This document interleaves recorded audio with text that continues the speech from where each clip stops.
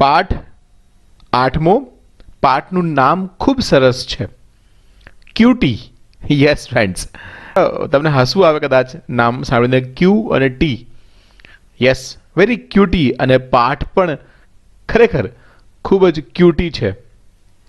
ચાલો આપણે જોઈએ આ પાઠ વિશે કે આવું નામ કેમ છે, ક્યુટી શા માટે. તમે તમારા સ્ક્રીન પર જોઈ શકો છો એક સ્કાયનું પિક્ચર છે અને એમાં એક રોબોટ બતાવવામાં આવ્યો છે અને બંનેની આજુબાજુમાં જે સ્કાય છે, જે રોબોટ છે અને સાથે સાથે જે એક માણસ જે સ્પેસમાં તરી રહ્યો હોય એવું દેખાય છે, ધ અર્થમેન. યસ ફ્રેન્ડ્સ, તો કંઈક અર્થમેન અને ક્યુટી એટલે કે એક રોબોટ, એના વચ્ચેનો સંવાદ આ પાઠની અંદર છે. ખૂબ જ ઇન્ટરેસ્ટિંગ છે, ખૂબ જ રસપ્રદ છે અને આજનો જે આધુનિક યુગ છે એને ખૂબ જ બંધ બેસતો પાઠ છે. અને જે પાઠમાં આપણે ભણવા જઈ રહ્યા છીએ એવું નજીકના ભવિષ્યમાં થાય તો નવાઈ નહીં. ચાલો સમજીએ પાઠ ક્યુટી શા માટે નામ રાખ્યું છે ક્યુટી, અને ક્યુટી છે શું. Let's begin with the first slide.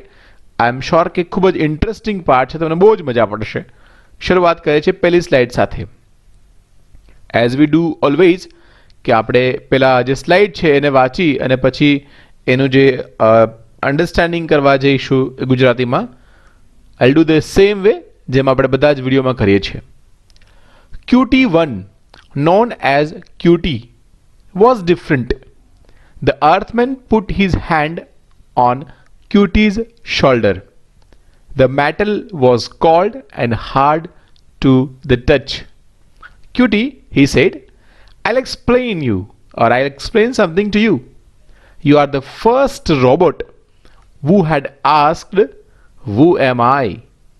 I hope your special intelligence, that means power of brain, will help you to understand. The Earthman opened a square window looking into space. The strong, clear glass showed deep black space, studded, fully packed with stars. How will you describe all this to a robot? What do you think is that? Asked the Earthman. Exactly what what it looks, replied QT. A black material just beyond the glass, and there are lot of bright blinking, twinkling એટલે કે ટમટમતા dots. જોઈએ શું કહે છે આ particular સ્લાઇડમાં. Cutie તરીકે જાણીતો QT1 જુદો હતો. માનવે ક્યુટીના ખભા પર હાથ મૂક્યો. ધાતુ ઠંડી અને કઠણ હતી. ક્યુટી, તેણે કહ્યું, હું તને કંઈક સમજાવીશ. હું કોણ છું એમ પૂછનાર તું પહેલો રોબોટ છે. તારી વિશિષ્ટ સમજ શક્તિ અને સમજવામાં ઉપયોગી થશે. એટલે કે તારી જે વિશિષ્ટ સમજ શક્તિ છે એ આ બધું સમજવામાં ખૂબ જ ઉપયોગી થશે. માનવે અવકાશમાં જોઈ શકાય તેવી એક ચોરસ બારી ખોલી. મજબૂત અને સાફ કાચમાંથી તારાઓથી છવાયેલું ખૂબ કાળું અવકાશ એટલે કે આકાશ દેખાતું હતું. રોબોટને આ બધું તમે કેવી રીતે વર્ણવશો? તું શું માને છે એ શું છે? માનવે પૂછ્યું. એટલે કે જે અર્થમેન છે એ રોબોટને પૂછે છે. બરાબર જે દેખાય છે તે, ક્યુટીએ કહ્યું. કાચની પેલે પારનો કાળો પદાર્થ અને ટમટમતા અસંખ્ય ટપકા. Yes friends, very difficult to make understand the robots કે એ શું છે. Let's see the next slide. Now listen carefully. The blackness you see is emptiness, vast endless emptiness. The little gleaming, that means burning bright dots, are huge masses, that is amount or bodies of energy filled matter. We call them stars. Some of them are millions of kilometers in diameter. This space station where we are now is only 1 kilometer in diameter. The dots seem tiny because they are so far off. Some of these dots are not stars, but they are planets, worlds that human beings live on. The one you see in the bottom right hand corner of the window is our own planet. Good old Earth. More than 6 billion, that means 100 crore human beings live there, Cutie. Do you think Cutie will believe in these facts? How will he take them? The red light of Cutie's electronic eyes looked at the Earthman. Do you, said Cutie slowly, think I will believe any such imaginary, that means which is not real, tale as you have just told me? Do you think I am stupid? Globes of energy, millions of kilometers away, worlds with 6 billion humans on them, endless emptiness, rubbish. એ જે અર્થમેન છે એ પેલી બારીની બહારનું અવકાશ એ રોબોટને બતાવે છે અને એને વર્ણન કરે છે. શું કહે છે? હવે ધ્યાનથી સાંભળ.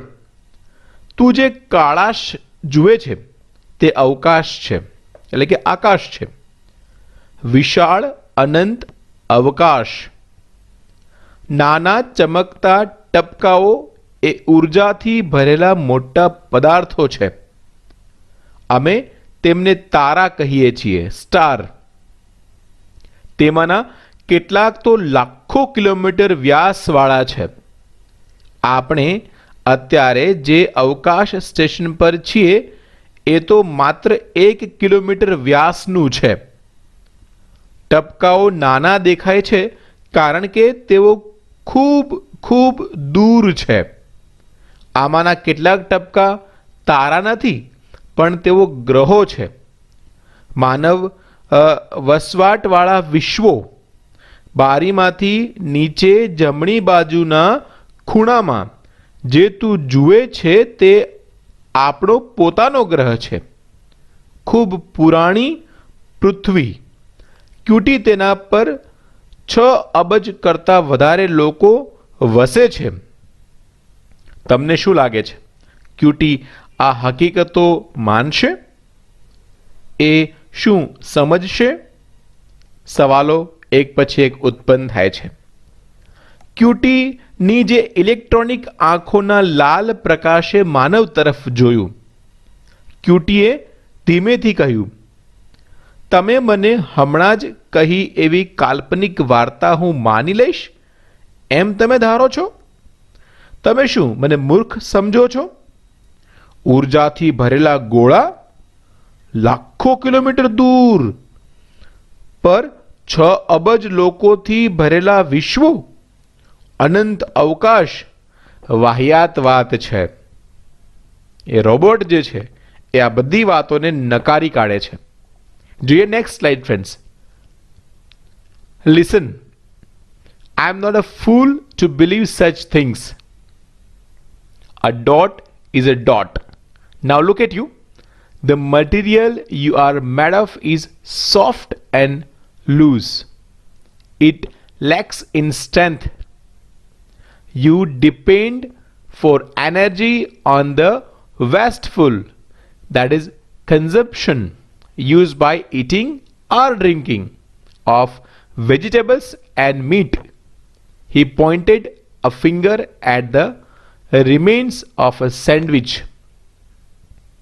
You pass regularly into a coma you call sleep.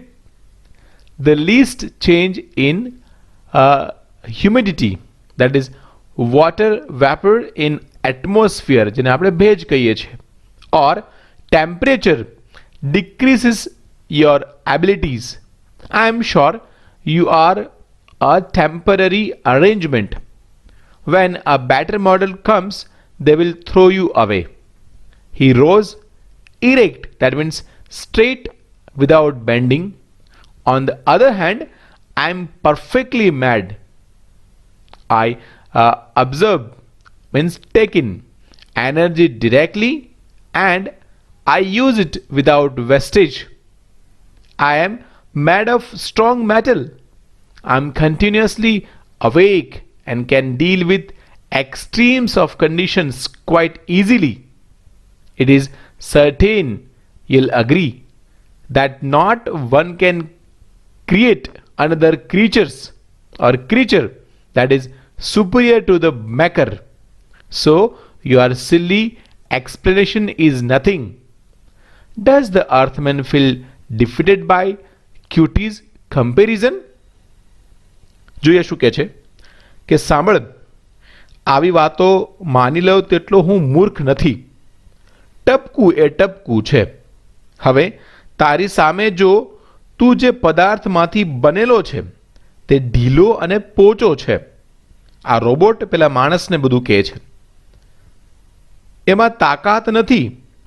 શાકભાજી અને માંસ જેવી નકામી ચીજોમાંથી મળતી ઉર્જા પર તું આધાર રાખે છે. તેણે સેન્ડવિચના પડેલા ટુકડા તરફ આંગળી ચીંધી. જેને તું ઊંઘ કહે છે તે મૂર્છામાં તું નિયમિત સરી પડે છે. વાતાવરણના ભેજમાં થોડોક ફેરફાર થાય કે ઉષ્ણતામાન નીચું જાય તો તારી કાર્યક્ષમતા ઘટી જાય છે. તું એક કામ ચલાવ વ્યવસ્થા છો તેની મને ખાતરી છે. જ્યારે વધારે સારો નમૂનો મતલબ કે મોડેલ આવશે ત્યારે તેઓ તને ફેંકી દેશે. તે ટટ્ટાર ઊભો થયો.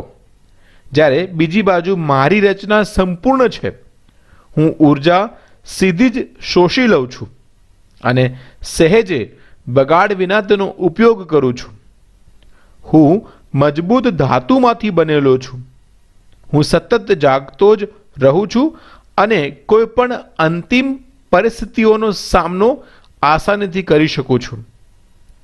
તું ચોક્કસ સંમત થઈશ કે સર્જકથી શ્રેષ્ઠ હોય તેવા પ્રાણીનું સર્જન કોઈ પણ કરી શકે નહીં. તેથી તારો આ બાલિશ ખુલ્લાસો વ્યર્થ છે. ક્યુટીની આ સરખામણીથી માનવ પરાજિત થયો એમ લાગે છે? માનવ, તું અંતિમ નથી. Yes friends, this was the lovely communication between human and robot. Robot માણસને એવું કહે છે કે તું અંતિમ નથી, તારા પછી પણ બીજા શ્રેષ્ઠ મોડેલ્સ આવવાના છે.